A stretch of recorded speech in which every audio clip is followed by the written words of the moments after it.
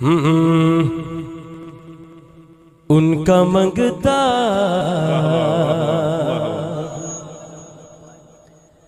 جو منگتا نہیں ہونے دیتے،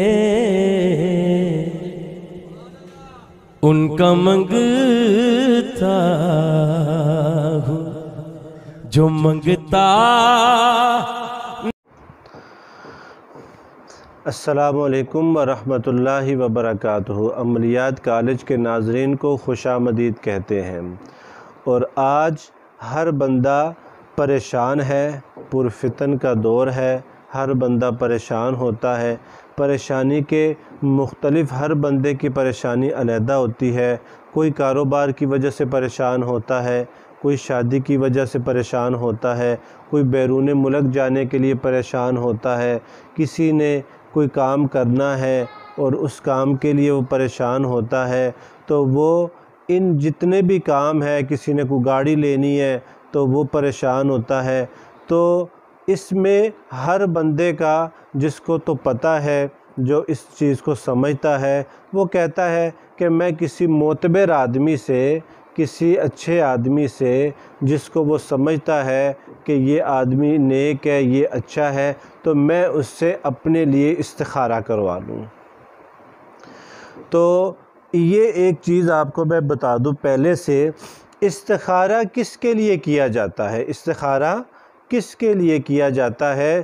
سمجھ لیں اس بات کو، یہ نہ ہو کہ آپ ایسی چیزوں میں استخارہ کریں جس میں ہوتا ہی نہیں ہے۔ مثلاً کہ میں نماز پڑھوں کہ نہ پڑھوں، میں تلاوت کروں کہ نہ کروں، میں جو ہے کیا نام ہے، اس طرح کے جو کام ہے اس کے اندر استخارہ نہیں ہوتا۔ استخارہ شادی کے لیے کیا جا سکتا ہے، کاروبار کے لیے کیا جا سکتا ہے، بیرون ملک جانا ہے تو کیا جا سکتا ہے، میں نے یہ گاڑی خریدنی ہے تو استخارہ کیا جائے، میں نے فلاں علاقے میں جانا ہے، ادھر شفٹ ہونا ہے۔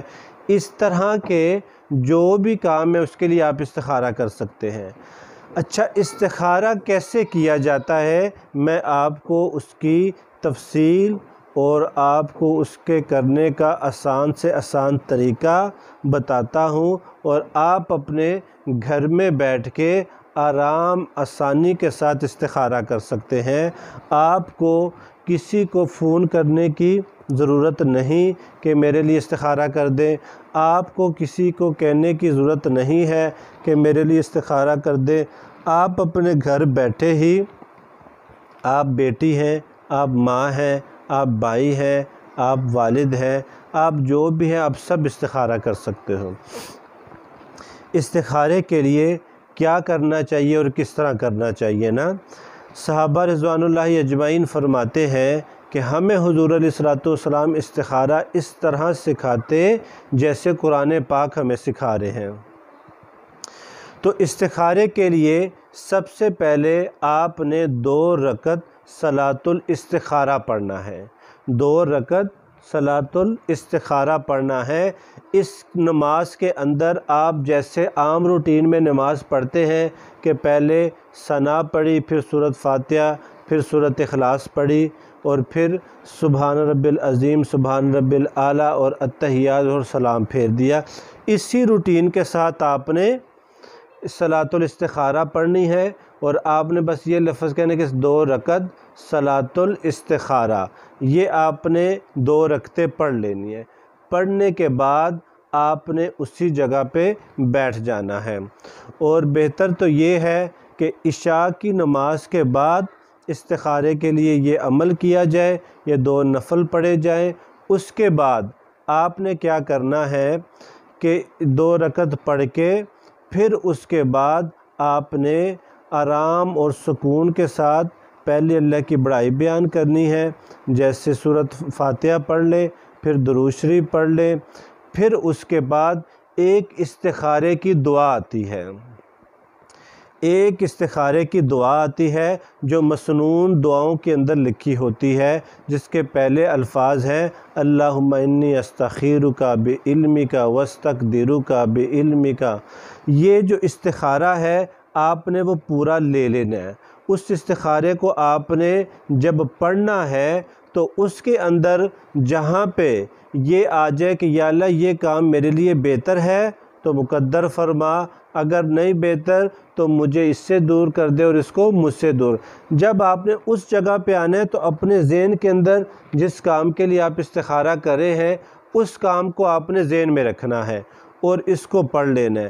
اس کو آپ 5 دن، 3 دن، 7 دن اس کو جو ہے آپ اس استخارے کو کریں۔ اچھا آپ نے استخارہ تو کر لیا، اتنے دن 3 دن کیا یا 5 دن کیا یا 7 دن کیا، آپ نے استخارہ کر لیا۔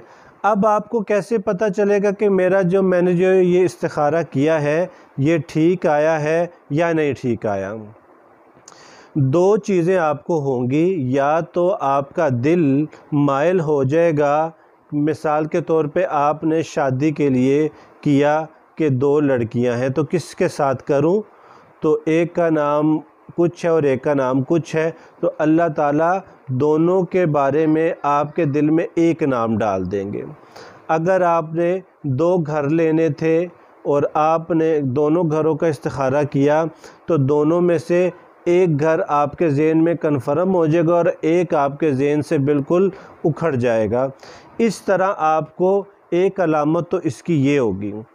دوسرا آپ کو خواب آئے گا، خواب کے اندر اگر آپ کو بارش نظر آئے، سبزہ نظر آئے، اور اگر آپ دودھ پی رہے ہیں، آپ برفی کھا رہے ہیں، اس طرح کی آپ کسی سبزدار باغ میں پھر رہے ہیں، تو سمجھ لیں کہ آپ کا وہ بھی استخارہ، یہ جو علامتیں آپ کو نظر آئی ہیں یہ بھی ٹھیک ہے۔ اگر آپ کو صاف پانی نظر آتا ہے، دریا نظر آتا ہے، تو سمجھ لیں کہ آپ نے جس کام کے لیے استخارہ کیا ہے وہ ٹھیک ہے۔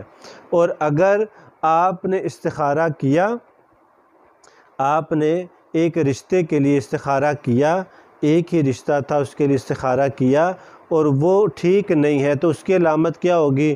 دھواں نظر آئے گا، پھر آپ کو جو ہے نا اس طرح گلیاں نظر آئیں گی جو ادھر ادھر، تو یہ پریشانی ہوتی ہے۔ اگر آپ کو نظر آئے گندا پانی نظر آئے تو پھر بھی پریشانی ہے۔ اگر آپ اس کو پانی نظر آئے اور آپ اس پانی میں چل رہے ہیں تو یہ بھی سمجھ لیں کہ نہیں ٹھیک ہے، اور آپ کے دل کے اندر بھی اللہ نے ڈال دینا ہے کہ یہ آپ کے لیے نہیں ٹھیک ہے۔ تو آپ اگر پھر بھی اسی کام کو کرنا چاہتے ہیں، پھر کچھ صدقہ دیں، پھر 8-10 دن کے بعد پھر استخارہ کریں، تو اس طرح آپ اپنے گھر میں، اپنے آفس میں، اپنی فیکٹری میں، کسی بھی ملک میں، کسی بھی جگہ پہ آپ اپنا استخارہ کر سکتے ہیں، اس طرح کر سکتے ہیں۔ اس طرح آپ کو کسی کے پاس جانے کی ضرورت نہیں، کسی سے رہنمائی لینے کی ضرورت نہیں۔ اس ویڈیو کے اندر ہم نے آپ کو مکمل استخارے کا طریقہ بتا دیا ہے اور یہ بھی بتا دیا ہے کہ کس چیز کے لیے آپ استخارہ کریں، کس چیز کے لیے آپ استخارہ نہ کریں۔ تو یہ تھا کہ آپ کے لیے ہم نے یہ ویڈیو بنائی ہے، تو آپ اس کو مکمل دیکھیے گا۔ دیکھنے کے بعد اس کو اگر آپ کو اچھی لگتی ہے اس کو شیئر کر دیجئے گا، اس چینل کو لائک کیجئے گا، اس ویڈیو کو لائک کیجئے گا، اس کو سبسکرائب کریں، ہمارے ساتھ رہیں، ہمارے ساتھ چلیں۔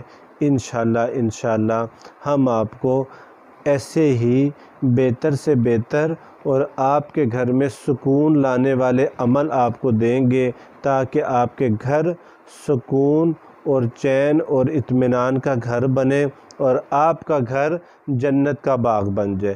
تو اس جنت کے باغ کو بنانے کے لیے ہم پوری کوشش کریں گے، تو آپ لوگ بھی ہمارے ساتھ رہیے۔ انشاءاللہ اللہ آپ کو اور ہمیں ہمارے دونوں کا خاتمہ ایمان پہ فرمائے۔ السلام علیکم۔